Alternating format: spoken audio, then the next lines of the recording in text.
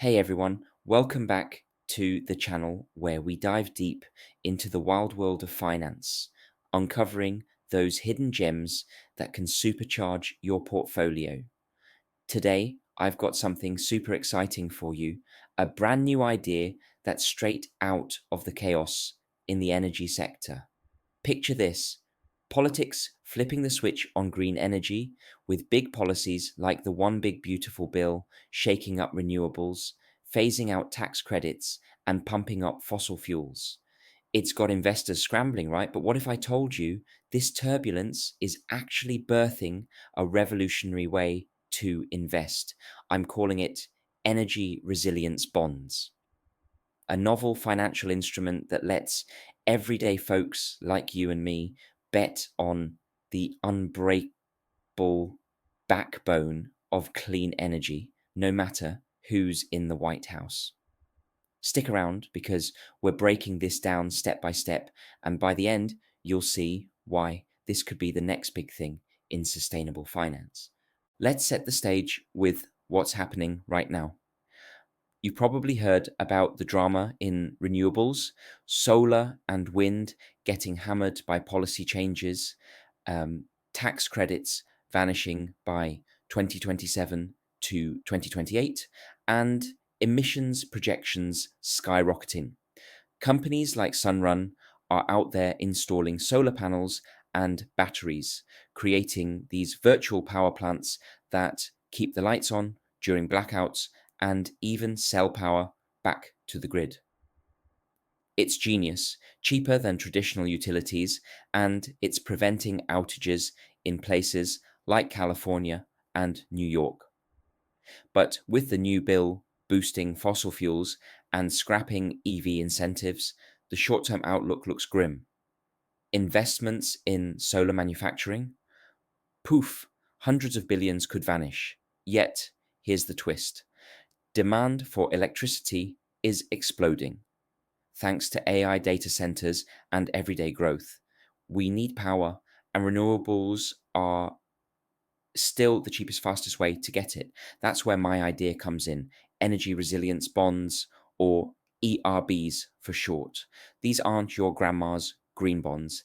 They're designed to thrive in volatility, bundling investments in policy proof assets like nuclear, geothermal, and advanced storage tech that the bill actually spares.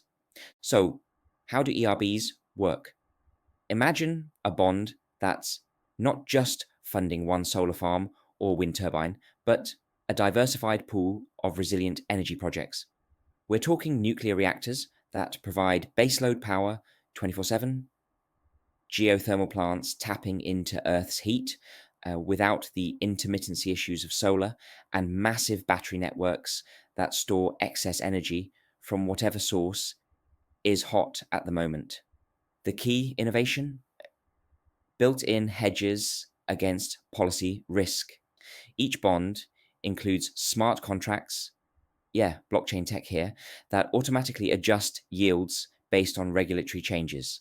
If tax credits get cut, the bond redirects funds to favored sectors like direct air capture, which the bill loves because it helps oil companies. Investors get a base yield of, say, 5 to 7%, plus bonuses tied to real world performance, like gigawatts delivered or emissions avoided.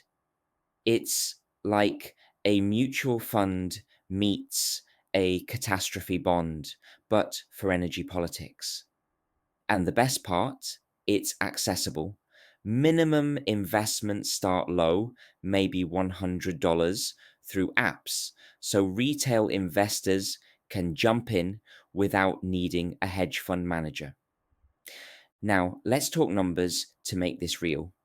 Under current projections, without these policy shifts, America was on track for massive renewable additions, over 50 gigawatts of solar alone in the coming years.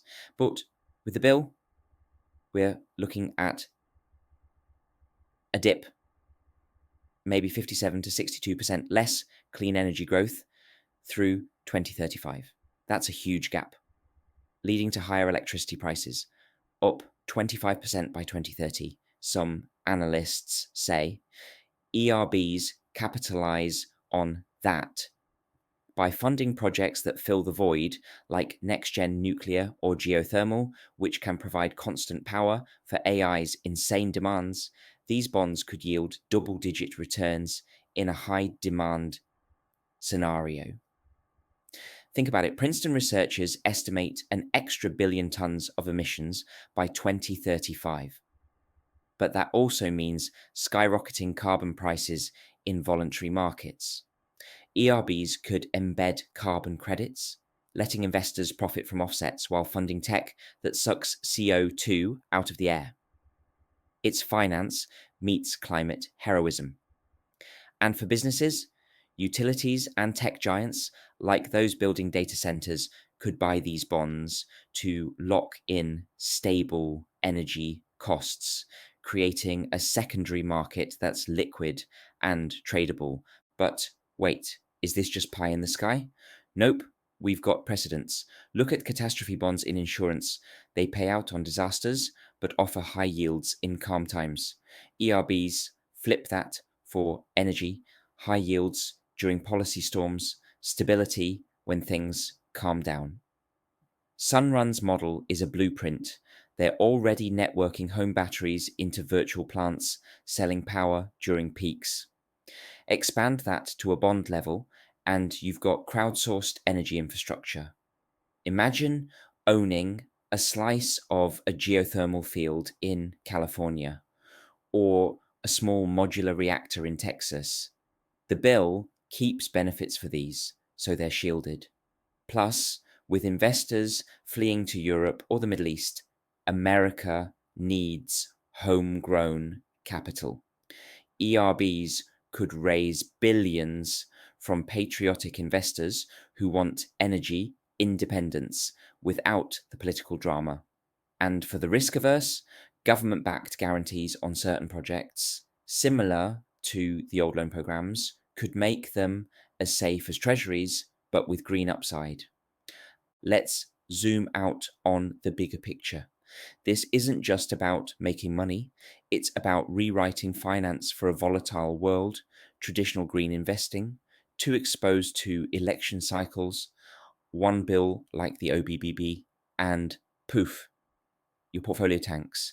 ERBs build in adaptability using AI-driven analytics to predict policy shifts and reallocate funds in real time. Picture an app dashboard showing your bond's resilience score, adjusting based on news from DC. It's empowering, turning passive investors into active participants in America's energy future. And globally, China dominates EVs and solar manufacturing now, thanks to our policy flip-flops. ERBs could fund domestic innovation, like advanced batteries or fusion prototypes, keeping the US competitive. By 2035, as demand surges and prices climb, these bonds could be the bridge to a post-fossil era, delivering returns while slashing emissions. Of course, there are hurdles: regulatory approval for smart contracts, ensuring transparency in the asset pools, and educating investors on the tech. But that's where pioneers come in. Firms like Brookfield, with $50 billion in clean energy, or venture funds betting on nuclear. If we launch ERBs through crowdfunding platforms, we democratize it, letting YouTubers like me and viewers like you get in early. The potential: trillions in redirected capital, accelerating the transition even under hostile policies. It's bonkers how politics is forcing this innovation, but hey, necessity is the mother of invention. Wrapping this up, energy resilience bonds could be the game changer finance needs right now. They're novel, they're timely, and they're built to last through the storms. If you're intrigued, hit that like button, subscribe for more ideas like this, and drop in the comments. Would you invest in ERBs. What's your take on the energy shakeup? Let's chat. And remember, finance isn't just about charts, it's about spotting the future before it hits. Thanks for watching, and I'll see you in the next one.